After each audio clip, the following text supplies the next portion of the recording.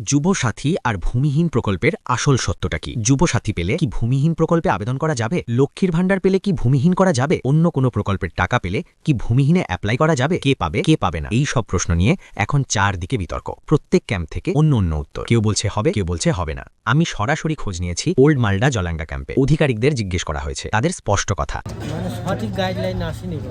আচ্ছা, অনেকেই দিচ্ছে আর আমরাও না বলতে। এখনো সঠিক গাইডলাইন দেওয়া হয়নি। হ্যাঁ, পরিষ্কার অফিসিয়াল নির্দেশ এখনো মাঠ পর্যায়ে পৌঁছায়নি। তাদের কথাই বলছি, উপর থেকে পরিষ্কার নির্দেশ আসেনি। আমরা ফর্ম নিচ্ছি, কাউকে না বলতে পারছি না। মানে কি দাঁড়ালো? যারা জমা দিচ্ছেন তাদের ফর্ম নেওয়া হচ্ছে, হবে কি হবে না সেটা পরে ভেরিফিকেশনে ঠিক হবে। আমি আমাদের গ্রামের পঞ্চায়েত মেম্বার, উপপ্রধান সবার কাছেই জিজ্ঞেস করেছি, সেখান থেকেও দুই রকম উত্তর পেয়েছি। কেউ বলছে হবে, কেউ বলছে নাও হতে পারে। তাই স্পষ্ট করে বলি, এই মুহূর্তে মাঠ পর্যায়ে কেউ নিশ্চিত করে বলতে পারছে না যুবসাথী পেলে ভূমিহীন হবে কিনা, লক্ষ্মীর ভাণ্ডার পেলে কি ভূমিহীন করা যাবে, অন্য প্রকল্পের টাকা পেলে সমস্যা হবে কিনা। কারণ অফিসিয়াল স্পষ্ট গাইডলাইন এখনো সবার কাছে নেই। তাই সিদ্ধান্ত আপনার। যোগ্য মনে হলে আবেদন করুন। দ্রুত সরকারি আপডেট পেতে কমেন্ট বা বায়োতে দেওয়া লিঙ্কে ক্লিক করে আমার হোয়াটসঅ্যাপ চ্যানেলটি ফলো করে নিন। নোটিফিকেশন অন করে রাখবেন। এই ভিডিওটি শুধুমাত্র তথ্যের উদ্দেশ্যে, সব তথ্য অফিসিয়াল নোটিশ অনুযায়ী।